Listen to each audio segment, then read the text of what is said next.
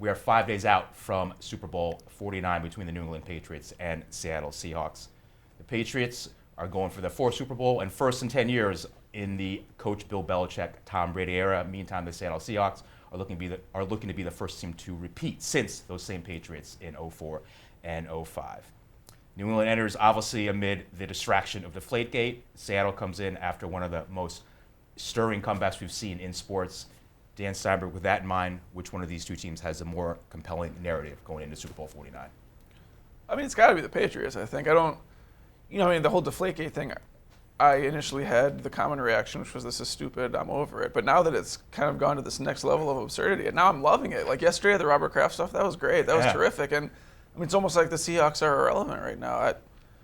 Going for back-to-back Super Bowls, no one's even talking about that at all. So I think that it's got to be the Patriots right now, and it's going to be a zoo for the rest of the week. Well, Mike, do you see the Seahawks being kind of written off the storyline here? And what do you think the more compelling backstory is? First of all, if I'm the Seahawks, I'm loving this, because you can just lie in the weeds. Everyone's not paying any attention to you, focused on the scandal of the Patriots, not even the game.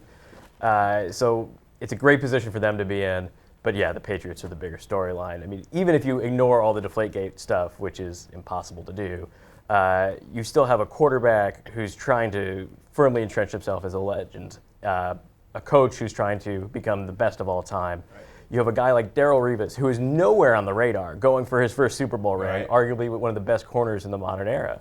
So it's clearly the Patriots. The DeflateGate stuff just takes it to a whole nother level, and I'm really interested to see a little bit more about this clubhouse attendant in the bathroom, personally. I can't believe we're not trying to reenact that right now. Football are you going to make this a consensus and say it is the New England Patriots that has the most compelling storyline? Well, it's clearly the Patriots, but there's so many underlying storylines for the Seahawks that aren't being talked about. We talked about them going for back-to-back Super Bowls for the first time since the Patriots did it. Yeah. They could be a budding dynasty, right? I mean, this is a young team. They're talking about locking up Russell Wilson for quite a while. They had the Legion of Boom locked up, a lot of young players. They do a lot of things right. But to me, the Seahawks team hasn't won the way other teams win. We're in an offense, a league where the offense is dominated by passers. Sure. They're going to be they could be a Super Bowl team with the least amount of yards passing almost ever once you adjust for error. And last year they didn't pass all that much. This year it's even less. So this is a team that likes to run the football, and while they do have a marquee type franchise quarterback in Russell Wilson, he isn't the high-flying aerial act that we're used to seeing in Super Bowls past.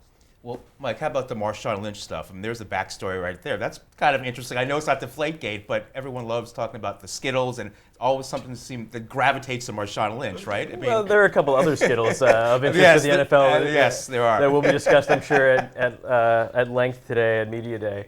But yeah, he's a performer from the sense that we can't get enough of his act. Yeah. So, on one hand, we eat it up, and the other hand, we're saying this is terrible conduct. It's unbecoming of the game. It's unbecoming of the league.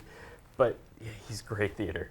And wait, when you were saying a couple other Skittles, was that like a double entendre thing or not?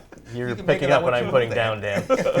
You don't find anything compelling about the Seattle Seahawks? Is it all Patriots 100% of the time for you? I didn't say that. Personally, the Lynch stuff doesn't really interest me that much. The whole talking to the media thing, I could not possibly care less about that one. And even the grabbing his private parts. Sports,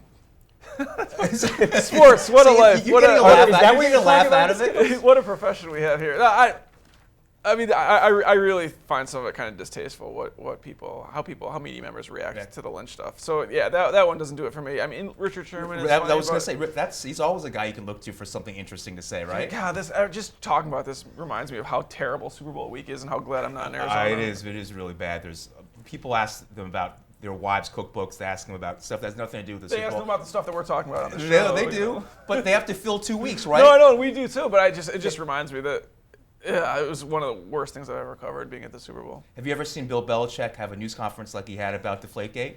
That's one he gave one answer. I think still going on. The press conferences. There's no. It's all over, right? The Kraft stuff was wacky though, because Sherman was accusing Kraft and Goodell of being like buddy hanging out together, and all of a sudden Kraft is saying that he demands an apology. I know. Michael Corleone style.